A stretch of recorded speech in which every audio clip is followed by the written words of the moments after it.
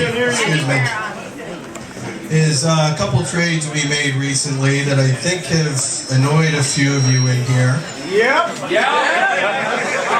And I think the reason you're annoyed is maybe you don't have all the information, and I want to kind of give you some background on that. So let's start with Mike McGee. Okay, so Mike came to us at the end of the season and asked to be traded. And you know, Mike's been with us for a very long time, starting he was very young, and has had some injury problems, been here 7 years or so, and we felt that he needed a fresh start also. So we went out to the market, we tried to trade Mike, and we found only 2 takers. I'm not trying to disparage Mike, but just so you understand, there were really only 2 takers out there. And when I think it's a testament to his character that it was LA and Toronto, 2 organizations that have people that have worked with him before. Unfortunately, they weren't offering much. 3rd round picks, 4th round picks, and not a lot that we wanted, that we felt was fair for his value. Jeff went back and forth, and all we could get to was, a 3rd round pick. He went to Bruce Arena, said, you make it a 2nd round pick and the deal's yours. So Bruce said, okay, 2nd round pick. I don't have one in 2009, it's got to be 2010. So Jeff said, okay, you got a deal. 2nd round pick, 2010. He sees Mo the next morning in the bar, and Mo says, so what happened with Mike? And he said, we made a deal with LA for a 2nd round pick. He said, well, I'll give you a 1st round pick. He's like, well, I can't. I already made the deal. We have a handshake. It's like, well, you haven't signed the paper. So Jeff calls me. He's like, we kind of have a dilemma. I can get better value, but we made a deal. And so we went back and forth. We decided to sleep on it.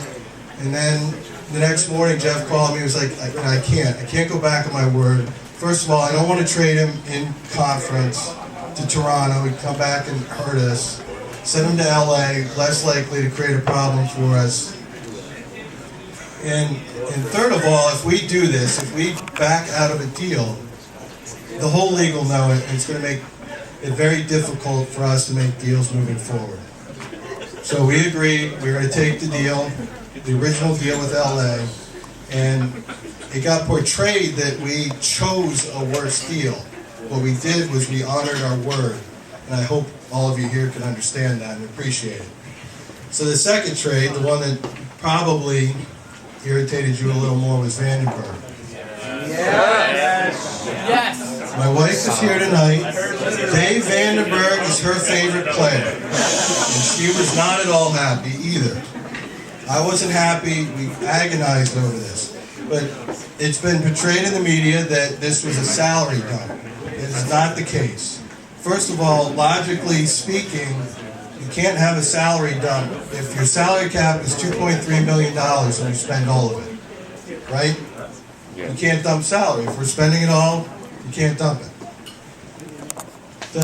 The issue with Dave was we were paying him whatever we were paying him last year. Half of it was being paid by Kansas City.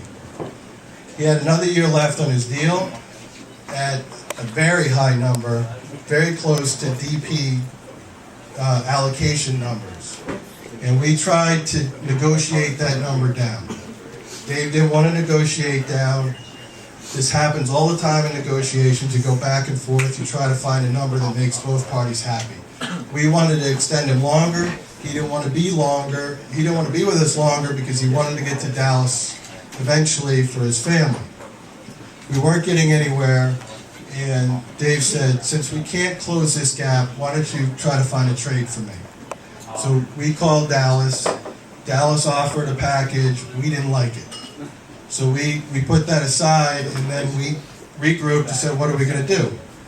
At the end of the day, we decided we're going to give him what he's asking for. What his last year would have been with us. And we had that deal signed. We were waiting to turn it into the league, and then Dallas called back with what we felt, our coaching staff and Jeff felt was a much better offer. So we went back to Dave and said, Dave, we can move you to Dallas, but we can't move you to Dallas with the contract you've already signed. So he had to go back to Dallas and reconsider, take a pay cut basically. And that's what ended up happening. Now, it's very difficult right now to look at this trade and say it was fair value on either side. 3 years from now, we can look back and you can look at the trade and say, you know, the value was good or not. I think that's when you can judge it. But I just wanted you to understand the story of how we got there, and it wasn't a salary dump. It's not possible to be a salary dump when we're expending that, our full salary cap. You have a question? Are we paying any of Vandenberg's salary? No. Are we paying anybody's salary who's not on the team this year? No. What was Jeff Hark asking? The issue with Jeff was after his suspension, he kind of dialed out with us. And I can understand that. It was very difficult for him. He wasn't trying to cheat, but it kind of caught him. And if you notice, he never issued a statement explaining the situation. He didn't travel with us when we went to the Cup. And you know, we weren't getting a great feeling about that. We were pretty certain that he was going to go to Europe. So if we were going to protect him in the expansion draft, and then he leaves, that would have exposed the next person on the list, which was probably Mendez. We made the choice to keep Carlos because he was more versatile, and we didn't have the suspension issue or the morale issue that we had in the locker room. So I'm not trying to disparage Jeff, but we had to make a choice, and that was a choice we made. We'll see how that works out. So, Corey, do you have a question? Yeah, Questions we can jump into? Dimitri, you want to go real quick? Yeah, I got a question. In regards to the Red Bull Arena, in regards to the actual opening, I know you said 2010. I mean, we all got the email. What I want to know is, I mean, how much of that is relying on the fact of the surrounding area getting built up in terms of the whole Riverbend District project? Like, I know you just got the bonds for the parking deck, but in terms of like the condos being built and the whole area being built up, before the actual arena opens, how much are we relying on that project? It's a very good question. Let me back up a little. I'll eventually get to your question in detail. When we had the media event, when we put the first piece of steel in place, the construction schedule at that time for substantial completion of the facility was October 28th. That's not certificate of occupancy, that was substantial completion. So we were already outside the regular season window when that first piece of steel went up. And if you go back and read my quotes, I said, it's going to be difficult, but we're hopeful if things go very well that we might be able to make up time and possibly play a game or two. Now, there are a few things that have impacted that game or two. First, your favorite place in the world, Giant Stadium.